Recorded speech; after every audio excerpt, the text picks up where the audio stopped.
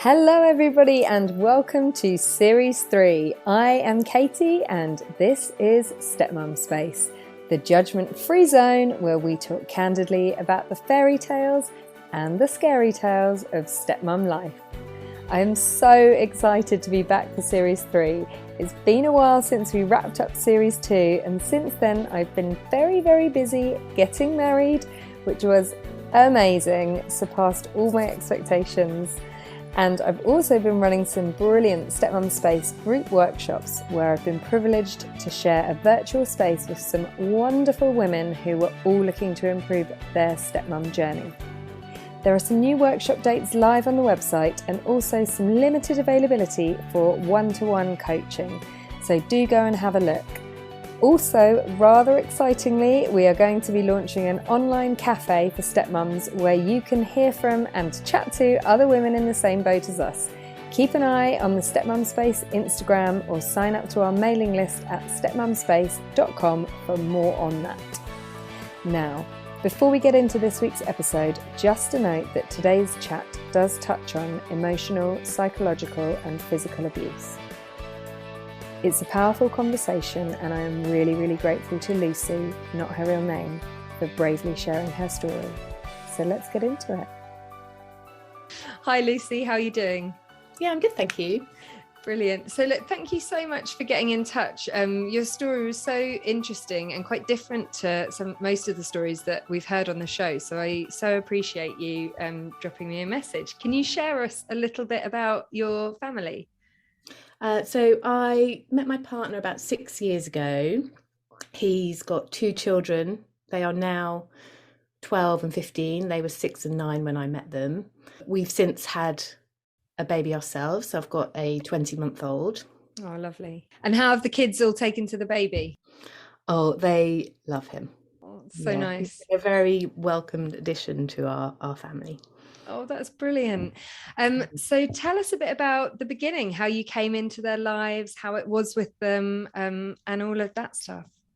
Yeah, so I met my partner through an app, which I think is probably the case for a lot of people nowadays. We moved reasonably quickly, I guess. I was, in my mid-30s at that point.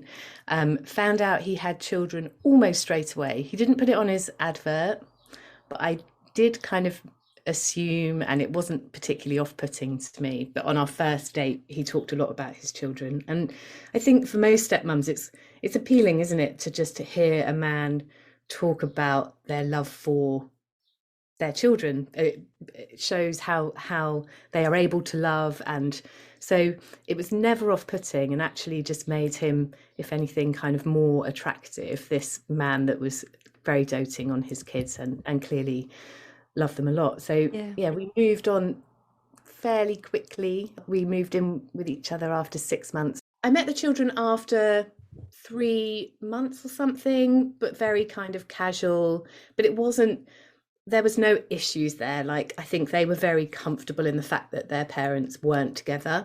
Mm-hmm. So we made it clear I was his girlfriend and we kind of hung out from that moment on. At that point, he had the children every Thursday and then every other weekend for kind of a long weekend, so Thursday to Monday morning. And how long had he been separated or divorced when you guys got together? About 3 years, I think. Okay, so the kids were fairly used to that reality of going between houses. Absolutely, and they seem very kind of comfortable with that setup, like always really happy to be at Daddy's. That was the reality I kind of walked into, and then it got a bit more complicated. Oh, go on, tell us about that. What I realised kind of quite soon is that things had been a lot more difficult with the children and coming to Daddy. And actually, at the point when I met my partner, things were okay, and his ex-wife was being very accommodating with contact, etc. Mm-hmm. I think I met him in a really good period, and I perhaps wonder sometimes if I'd met him in other periods, whether it would have seen the distance.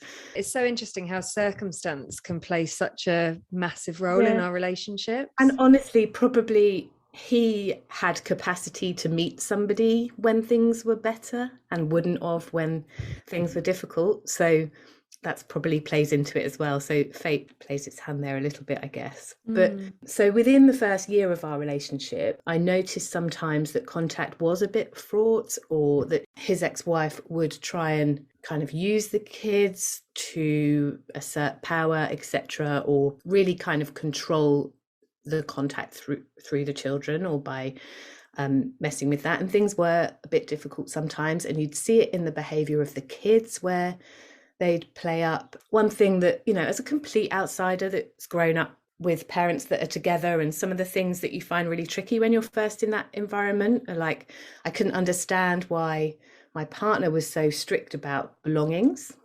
He would insist that the children's toys would stay at our house, and then when they transitioned back to their mums, that they kind of went in the clothes that they came in, etc. And that to me seemed like really overcomplicated, but you realize very quickly that that was another form of control. So if they took any toys back to mummies, we would never see them again. If they took nice clothes back to mummies, we would never see them again. And it was just a way of, you realize that she was using any opportunity she could to kind of assert her control over my partner, really. God, that must have been really stressful for him and you. Yeah, and you know, these are just the first kind of few tidbits I got of what it was like, and then slowly he kind of told me more about how stressful it used to be, and just it was kind of peaks and troughs really. Now and again it would seem really hard, and he'd get thousands of text messages from her over the weekend insisting on picking them up. When things got really difficult was when, and I think this is the case for several people, is when electronics were introduced. The children had a means of communication. Once we found out that his daughter had an iPod that we weren't supposed to know about, so she was secretly communicating with mum. Oh God, that's a really hard position to put her daughter in as well, isn't it? Awful, utterly awful. And you know, you experience these things and you think it's not right, but you don't know to what extent it's not right, and if you should do anything about it. Or Yeah. And how was your partner when you raised these kind of things with him about, you know, why did the toys have to stay? And then obviously the more kind of serious things like secret technology. yeah, it was always a very open discussion. I mean, I guess I understood the toys thing very quickly because it was, you know, so clear. It's almost like those toys were kind of currency in a way. So I understood that very quickly. And then because our relationship was also moving on while these things were going on, you know, I was involved in the things with technology. You know, my stepdaughter would record moments when she'd get told off, so that she had, like, you know, evidence to give mummy that things were really bad at daddy's, whereas our reality was not that at all. The kids used to have a really lovely time with us, and if there was kind of one moment that my stepdaughter could kind of find a bit of conflict in, she would hold on to that because it was a useful thing to report back to mummy. Gosh, that's so sad. And is she the older child? Yeah, so at the time she was kind of 9 and it's a 10, and then So such formative years for somebody kind of like that pre-teenage, and they're learning the rules of the world and they're looking to the adults around them to kind of work out, well, what am I supposed to do? well, looking back now, she was so grown up for her age. What I realise now is that's because of everything that she was going through. So how did you guys find out about secret recordings, secret communication, etc.?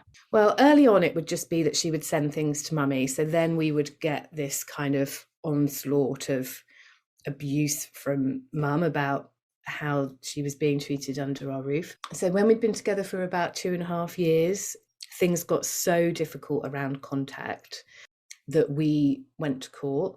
Okay. Confirm contact, because actually it was only ever done through mediation, so it wasn't kind of properly confirmed. So there was a risk of that kind of power shift, and we try constantly to make arrangements in advance, but it just got to a point where it was constantly being used as a tool, and it was really damaging our relationship with the children. Yeah. During that period where your stepdaughter was obviously being put in the middle of things by her mother, did you guys still manage to maintain a good relationship with her? I'm fascinated by how it all worked, really. Yeah, it's a kind of Jekyll and Hyde, actually, because ultimately she was safe when she was with us, which again we realise now she really wasn't when she was with her mum. So mostly she was happy, and she was a really kind of free child who could play and do what she wanted.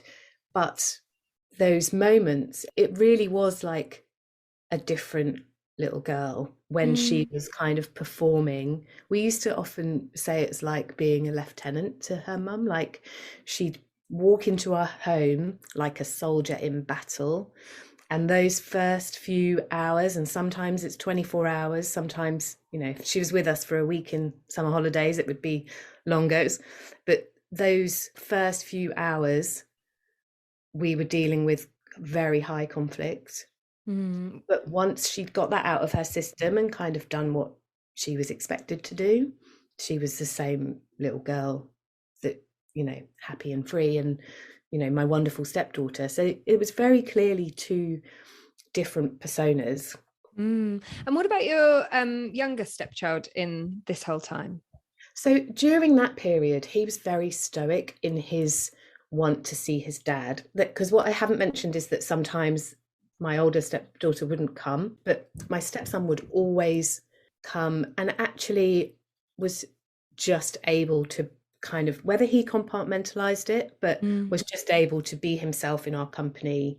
We didn't see as much of those behavior traits with him, but some of the things we did see with him were a bit more like, I think he got affected. He found it quite sad. I think he was a bit sad sometimes that things couldn't be simpler in his life, that things were complicated. Yeah, and I guess, we hear a lot of women on the show talking about how things are harder with a stepdaughter or with an older stepchild. Like, the first child often seems to, maybe feel even more of a loyalty to biological mum, or it's just harder for them to sort of step away. When your stepdaughter sort of didn't come to your house, was there a reason given? What was the kind of story around that? Well, I think it was often used as a tool by mum to kind of reaffirm her own narrative that my partner is not a nice person.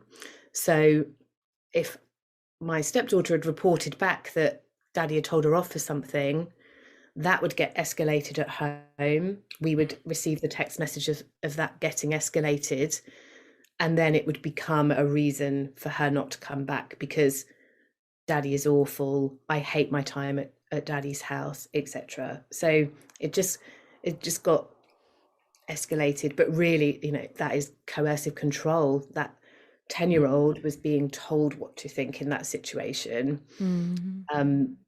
That's so sad. And so you mentioned, as this was sort of at its height, you guys went to court.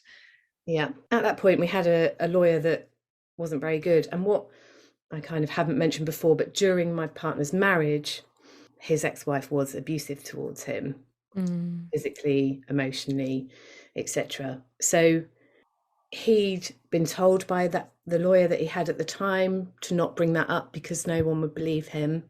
Oh God. So we were being given really bad advice and just didn't feel like we knew where to go. And there was a point where things got really hard. She's still abusing him essentially through this onslaught of text messages and through using the children. And what happened in the end was his mum and dad, just who are, they're the most amazing grandparents, love their grandchildren so much, and were so fed up with seeing both their son and their grandchildren affected by this situation. Yeah. They went to the police. Wow. And the police... Are you okay? Take a breath, don't worry. Do you want to stop for a bit? No, I'll find the space in a minute. Okay. So, and the police put them in touch with a IDFA, a domestic violence worker. And then we got in touch with her, and she was like, this isn't okay. This needs to stop. These children are not safe, and you need to find a different lawyer, essentially. Okay. And were you worried? I mean, obviously, it's really clear from what you've said that the children were being sort of emotionally manipulated, controlled, etc. at home. Were you worried about their physical safety? Not particularly. I think my partner's experience of his ex-wife meant that actually he often reassured himself that that wouldn't happen. Mm-hmm. I think because of when he was at home and he was the victim of any physical abuse, he never saw her particularly rough with the children.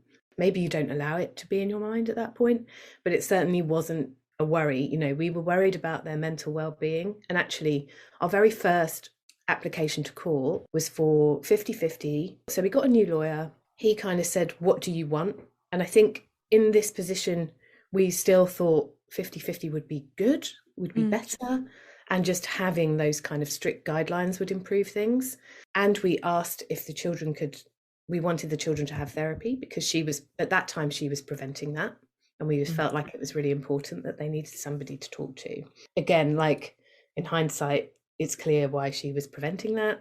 No, you can't wrap your head around a parent who doesn't want their child to get therapy, because to be honest, even if you think you don't need therapy, you can still get something out of it. Yeah, absolutely. And actually, what we've been advised since is that it would have been really bad for them to get therapy at that point because they were still in it. So it would have been at risk of reaffirming that kind of coercive control that they were experiencing. Wow, that's interesting. Okay. Yeah. So the court process was 18 months and that was awful. And it got worse for the children. You know, they really became in the middle of it at that point. We tried, you know, the first rule of going to court for custody is that you tell the children as little as possible, but she would share every detail. At that point, my stepdaughter became the kind of ultimate kind of weapon in the situation, where she was getting her to tell any professional that they were meeting that daddy was abusive, that daddy thrown her down the stairs.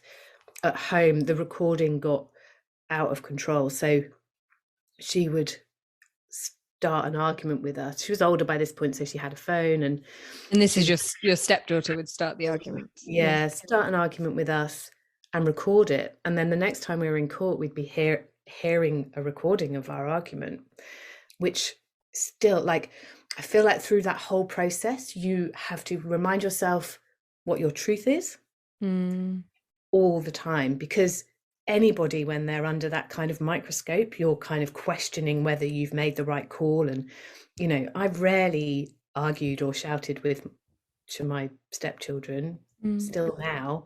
But when somebody is actively starting an argument with you in order to get you to react, of course you react. So you're like under that microscope, just feeling really like you could make a wrong move and you could lose the children.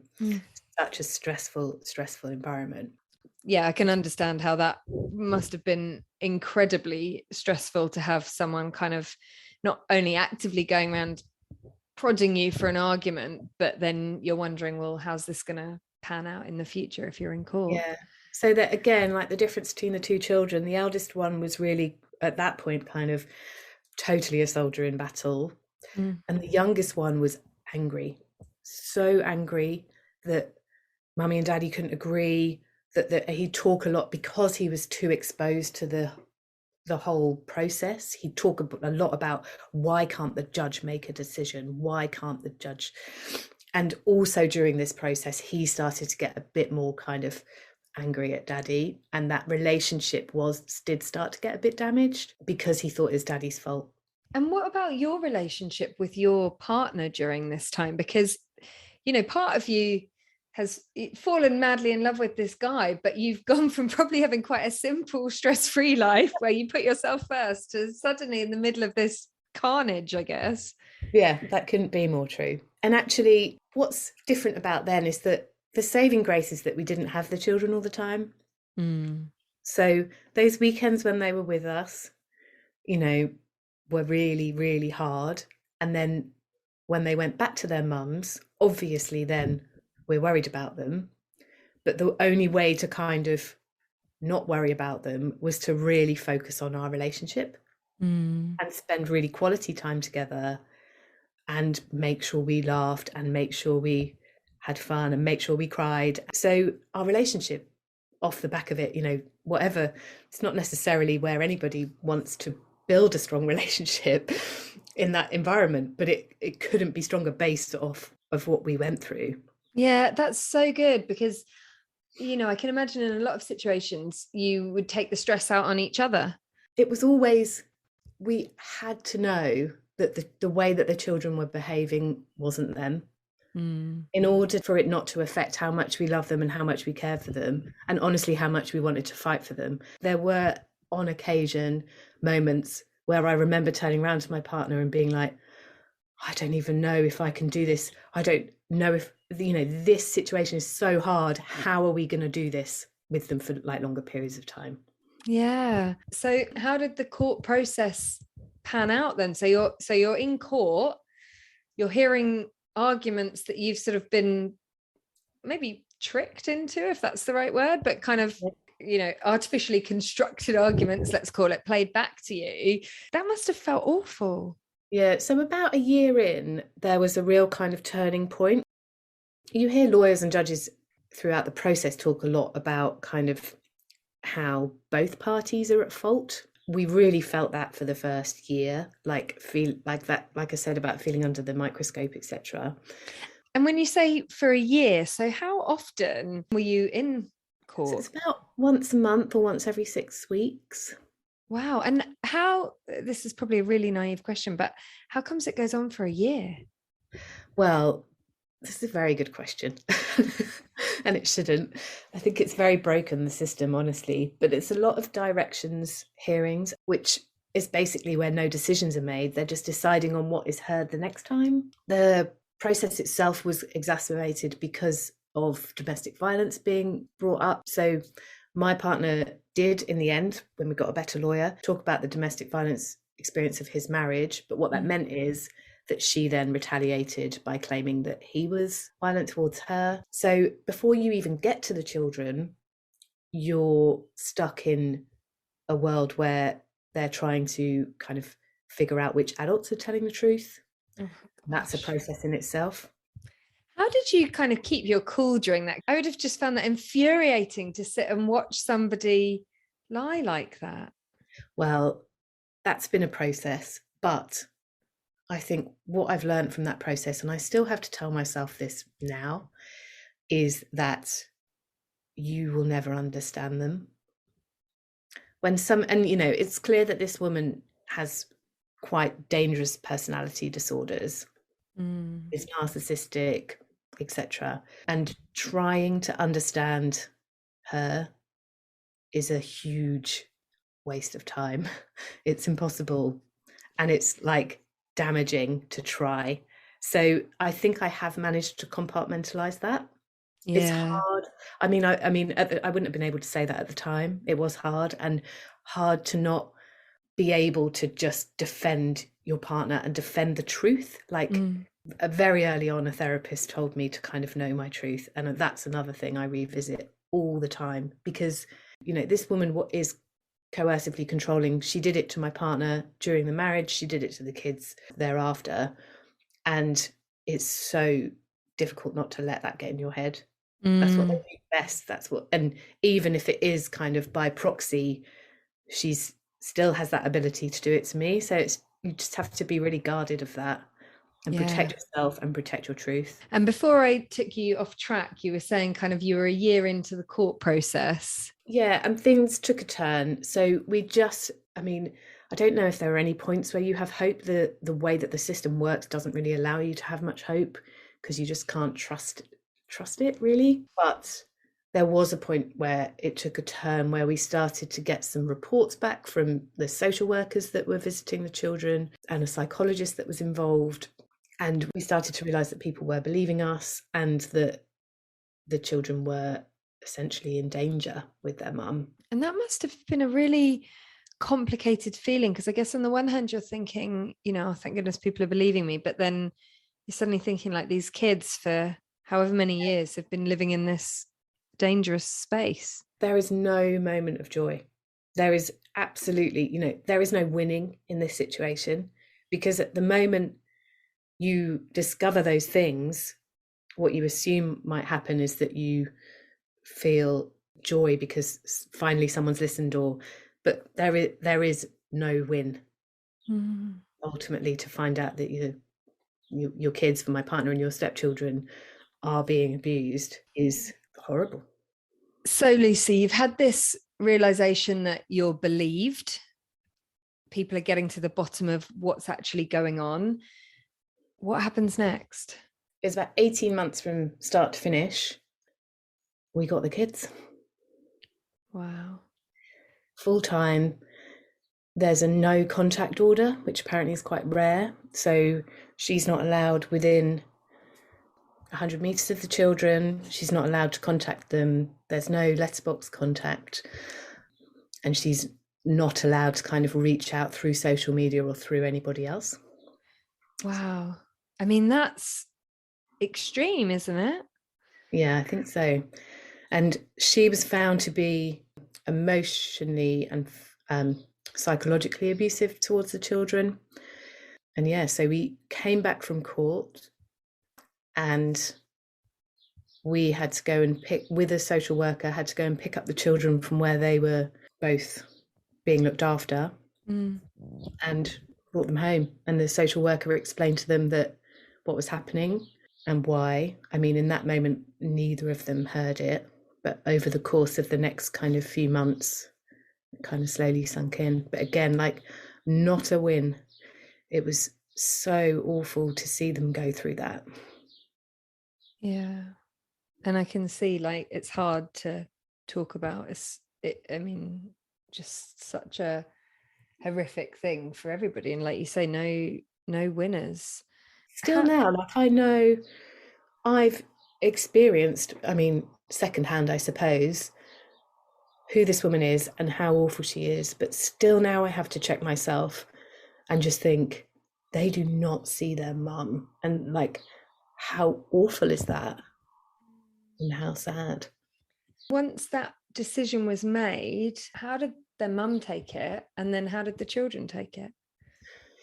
So I think because it's a slower process than you imagine. So there was a report came back to say that she was abusive about 2 months before we actually got the children. So that was actually a very difficult time because we had our thoughts confirmed and we were still seeing the children every other weekend, but the court hadn't changed the contact.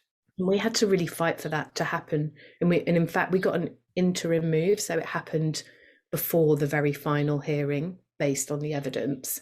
But still, that took 2 months. Like, this is where it's all broken. I could do an entire whole other podcast about family court. So that was a really hard time, but it was a slow process. And I think she did know that it was going to happen.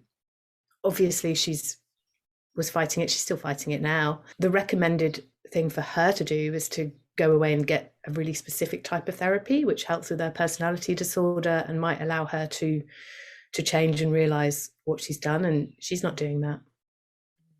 And I don't think she will. Her personality doesn't allow her to think that there's anything that's wrong.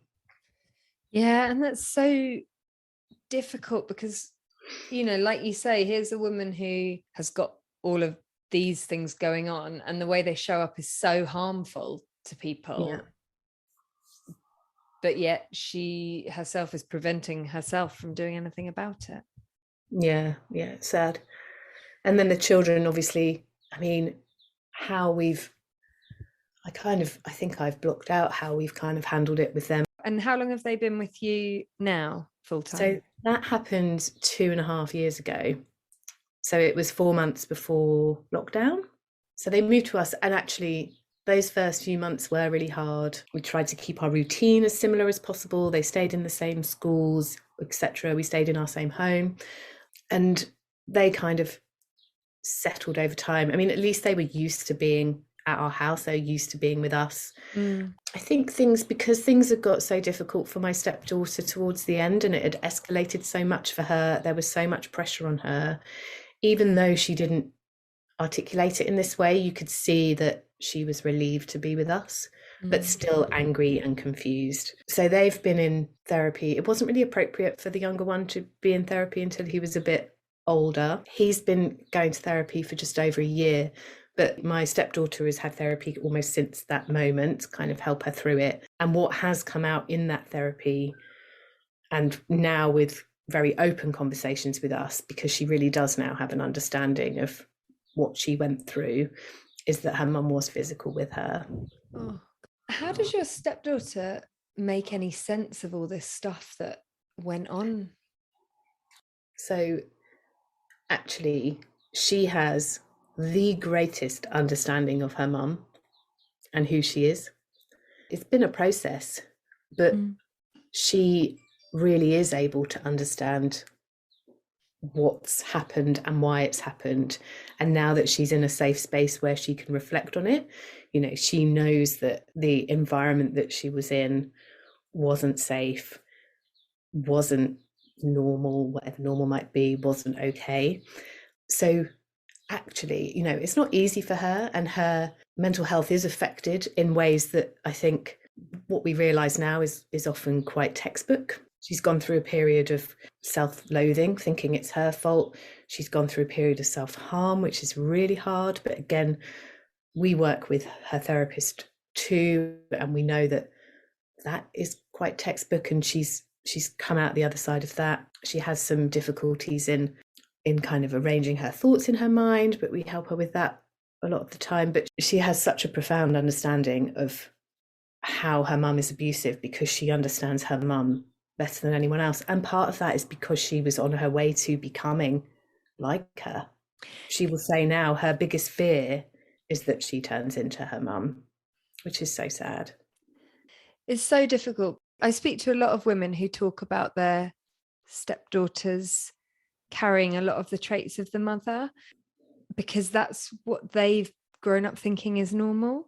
And it is really sad when you can see it all playing out again. Thank God she had you guys. Yeah, and she did always have us, you know. It wasn't quite 50% of the time, but there was 40% of her life, even when things were bad, she was mostly visiting us as well. So, you know, I always remind her of that. I think she's fearful that her mum's had this huge influence on her, but she's always been part her dad, you know, as well, and has had those kind of positive influences from us too. And then so for you, I mean, you went through this hugely traumatic experience of the court and the lies and the stress and the recordings, etc. You got to the end and you got an outcome that out of all outcomes was the preferred outcome. But like you say, it's not like you got what you want, because it's not a win, like you say. But how has it been for you since, personally? So yeah, catapulted into being full-time mum was full on. Lockdown, I think I've heard people say this on your podcast before, and I know it's kind of, it can be positive or negative, but for us was entirely positive. And actually, as much as it was what the children needed, it's what I needed. I needed that space to learn to be a mum. For the first few months when they were with us, my partner wasn't working at the time, so I was still going to work every day. I really was only around and in their lives from getting home at 7 p.m. for an hour or so before bed, and then fleeting passes in the morning and then the weekends. But really what all of us needed was just to learn to be a family. So lockdown was like so well timed. And then I got pregnant a bit quicker than intended in January. So we got them in December 2019. I got pregnant in January 2020. Wow. But, you know, so we went through lockdown pregnant. So that was, and weirdly, even though I hadn't had my son yet, that was them seeing me as a mum, which helped. They were able to see me as a mum, which, given everything I've said, slightly strangely, I've always had a really good relationship with both kids. Yeah. I think mum focused so much on making my partner out to be the bad guy that I just didn't touch the sides. So if there's anything positive to come out of this, it's that, you know, I was never a villain in their world. So I've always had a good connection with both kids, even through, I mean, obviously there were just those moments that were really hard, but mostly that anger was directed at my partner and I managed to avoid it. I've always had a great relationship with them. And then that lockdown really helped cement our connections. And it was hard for them because it was hard for all children and they were going through something so huge in their life. But it was just a massive positive, really, that we all got to spend that quality time together. And then your baby came along, I guess, around September, October? October, yeah. And the children bonded well straight away? They did, yeah. They really, I mean, we don't ever use the term half brother. I mean, we don't shy away from it, like we're not pulling wool over anyone's eyes, but he is their brother. Yeah. You know, it's interesting. Since we've been doing this podcast, I haven't heard anybody use the word half brother or refer to that. I don't know if it's sort of a bit dated now. Yeah, I think it could be, because I guess you'd use the term step because that's useful in kind of defining how a blended family works. But if you've had a child and their siblings, then I think it almost feels like throw an extra kind of like divisive piece of language in for no reason. Exactly. Why so yeah, it's wonderful. We're probably only going to have one child, so I love that he's got siblings. Like, that's a massive plus for my biological child as well, and they get on wonderfully with him. I'm already like terrified when the eldest goes to uni because he's going to miss her so much. It's hard, yeah. It's really hard. And actually, so the adjustment to becoming a full-time parent whilst having a baby and getting used to that has been really full on. And there's peaks and troughs, but sometimes I only realized the other day that I still find quite small tasks like really overwhelming, and I hadn't really kind of figured out why, but like shopping, washing, all these things that suddenly you're doing for 5 people. My partner contributes, absolutely. We're very kind of even in our house, but there's been a point actually where I've just said, you've got to do the washing. I can't do the washing anymore. I find it so overwhelming that we have to do like 1 or 2 loads of washing every day. Oh my God. Family. And only like 4 years ago, I was just looking after little old me. And it's been useful. I've actually only just kind of figured this out recently, but just to process the fact that isn't normal. Most people have a child and they get used to having a child, and then they might have another child and they get used to that, and that's difficult. But I'm just kind of allowing myself to give myself a break, that it's really hard. Even like, it's the small things that are really hard. The big emotional things we're quite well practiced in, but those small things I still find really difficult. God, the laundry like kills me every day, and then my partner, bless him, it will just accumulate and he'll put it all away and he'll look so pleased with himself, and then he'll see another load that's hanging in the garden drying, and you know, I'm like, it's not one of those things which you do it and then it's like, right, tick, it's like, I've done that and now the next load comes. Like, I don't know what the solution is. If anybody has, like, we need laundry hacks. If anyone has any laundry hacks, let me know.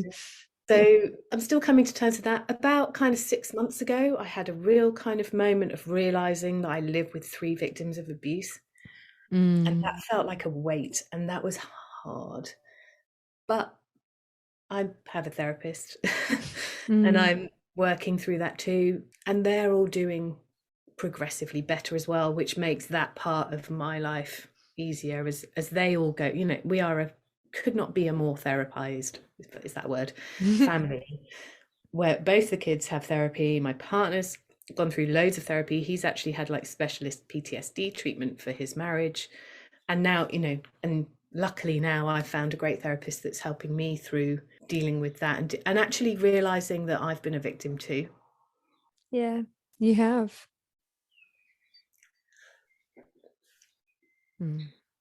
It's a lot. It is a lot, and it's worth it.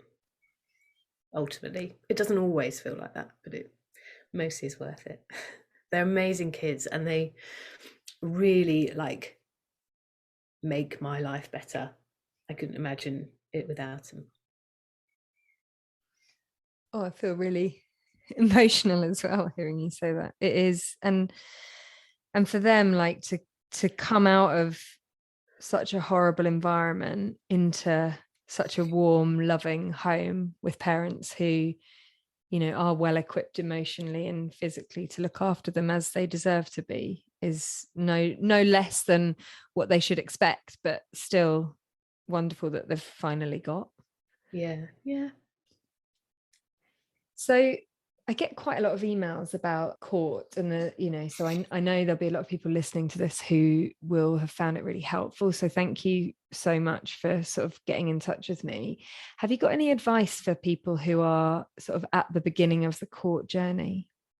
I expect it to take a long time, unfortunately. I remember us being told that it could be 2 years, and that just felt utterly unbelievable in that moment. And, you know, they weren't far off. So I think it's preparing yourself for that is probably key. And I've repeated this so many times throughout our chat, and it probably is my mantra. And it's something I not only on reflection think about, but think about all the time, is to know your truth. And I think when you're going into that environment where everything can be exposed, it's really easy to question your own integrity.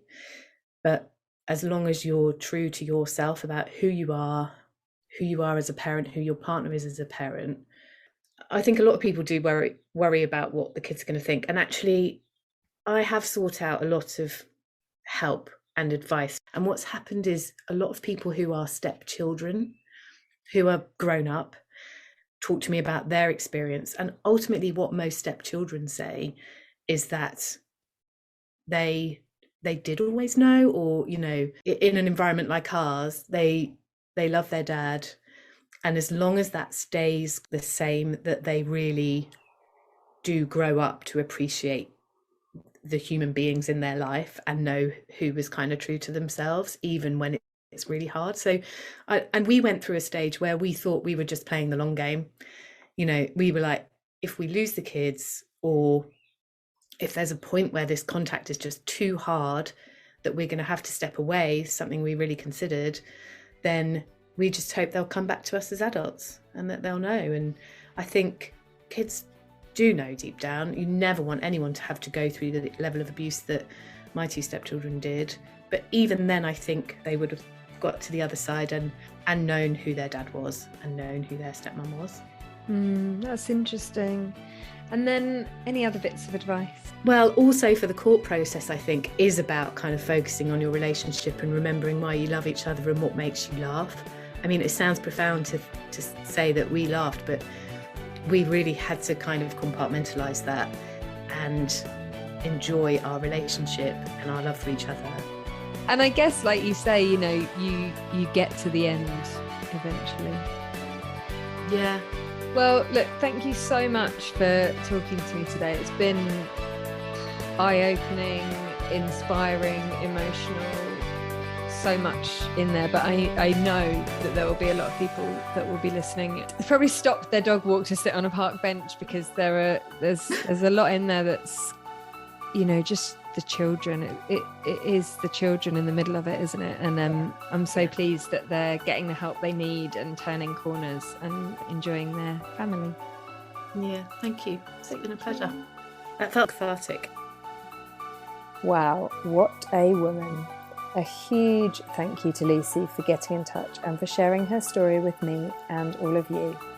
There was a lot in there which really struck a chord with me, but particularly her comments around know your truth.